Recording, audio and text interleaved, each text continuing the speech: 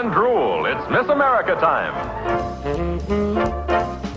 For more than a quarter century, the bathing suit competition had been the Miss America pageant's feature attraction. But with the scholarship program now in place, Lenora Slaughter wanted to project a more dignified image.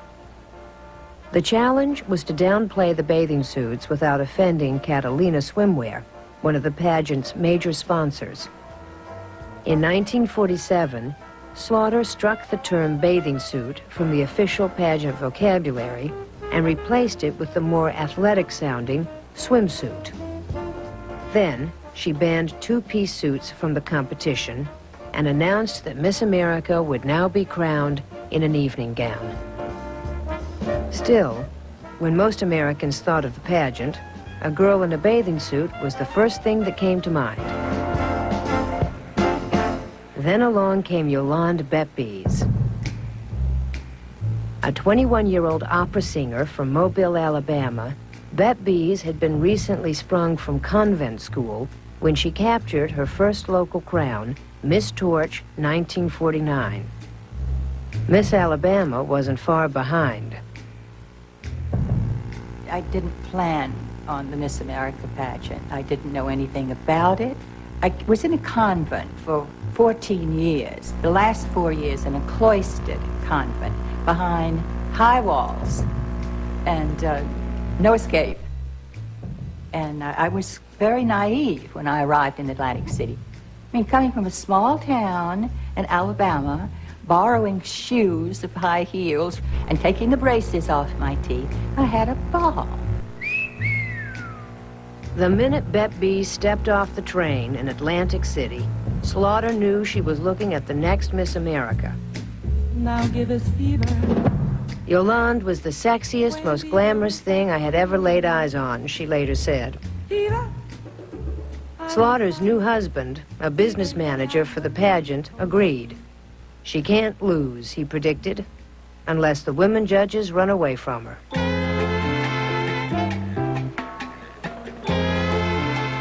I thought I was a little too plain to be Miss America, but I knew that I would do well in talent as an operatic coloratura. And indeed, I did. I did win the talent. The swimsuit was difficult. Fortunately, it was a suit in good taste, one piece, white, nothing very revealing. But even so, to stand up for the first time in your life in front of 50,000 people in a bathing suit is awkward. The field is squared off at 16 curvaceous finalists. The winner is brown-haired, brown-eyed Yolande Betbeze, 21 of Mobile, Alabama. The morning after she was crowned, the new Miss America was summoned to a breakfast meeting where she was to be briefed on her duties for the coming year. I did not know what to expect with this. So I arrived, and all these suits were sitting about. Older men, board of directors, congratulated me and said, now, Miss Betbeze, this is what I represent. This is what you are going to do for us. Then it came to the bathing suit, the most important sponsor. And this man said to me, in November, we'll be in Wyoming, and you'll wear this and that bathing suit. And I said, wait a minute, please. No way. Go into Milwaukee in the middle of the winter and walk around a department store in a bathing suit. It's not my idea of Miss America, Scholarship Foundation, the reason I'm here. And he really, really thought I had lost my mind. He couldn't believe it. I love the fact that she made the statement that she had to play their game to become Miss America, and once she became Miss America, they had to play by her game. I thought it was very bold of her to say to one of its major sponsors, which was Catalina, that she just wasn't going to pose in a swimsuit, that she was an opera singer, she was not a pinup. Catalina withdrew its sponsorship of Miss America and soon launched not one, but two pageants of its own, Miss USA and Miss Universe. Both judged contestants entirely on looks and absolutely required them to wear Catalina swimsuits.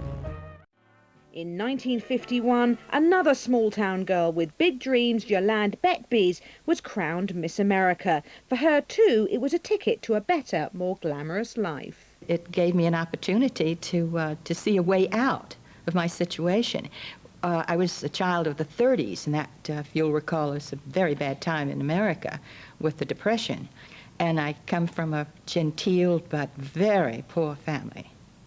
So it was a matter, essentially, of money. I was offered every movie studio a contract. It was just no big deal, you know. The studio system was ghastly, and I didn't take any of them. But except the only one I was not offered was Universal, so I married the president of Universal. But never mind. The next day, at the breakfast, the sponsors sit with you and tell you what you're expected to do for that year. And it all was fine until the most serious sponsor of all, the swimsuit company that had been there since the inception, said to me, well, you will do this and you do this. Walk around in a bathing suit in the dead of winter, all over the United States of America, including Alaska. So I said, I'm sorry, I will not do this. And, well, can you imagine what happened? It was bedlam. They threatened to sue this or that. So they said, we'll run you off the papers, we'll do this and do that. I said, fine, but I will not do this. Take the crown, but I will not do this. So what it did for me, funny enough, marvelous publicity from this all over the world. That a beauty contest winner, then it was sort of a beauty contest, refused to pose in a bathing suit. So the publicity was good. It more than quadrupled my fees. I did very well with it, and I was off and running. The history of the beauty contest is intimately bound up with swimwear sponsorship. Catalina flounced off and created Miss Universe. All the American girls here are wonderful. I am proud of this honor. $250,000 crown awaits Miss Universe as the grand finale of the world's greatest beauty competition begins in Long Beach, California, after months of preliminaries. Entries representing 32 nations, the epitome of beauty in every culture and every clime, pass before critical judges and an enthralled audience. Miss Universe started essentially because Miss America refused to be sexy enough. Catalina bathing suits was the major sponsor of Miss America at that time, and one of the contestants, Yolande Betbys, refused to wear a bathing suit after she won the crown. And the pageant backed her up and said, no, you don't have to. And so Catalina, in a huff, and not surprisingly, said, well, if that's the way you're going to treat our product, we're out of here. And so they went out and invented Miss Universe. I have some photographs of the first ad that was in the newspapers and magazines. It said, go to your local store, buy a Catalina swimsuit, take your photo in the swimsuit, and you sent the photo into our headquarters. And the people there decided who would be Miss California, Miss New York, or what have you. So that was the initial beginning. You came to Long Beach, beautiful Long Beach, California is the way they put it. Lovely Piper Laurie of Hollywood sets the stage at Long Beach, California for the selection of the world beauty who will win a starring contract with Universal International. Miss Laurie introduces the contestants from 30 nations, seeking the title of Miss Universe, most beautiful girl in the world. The prize at that point was you got to come there. You had an opportunity to take a screen test at Universal Studios, and I think you got a watch. That was about the extent of it in those days. It's come a long way since then.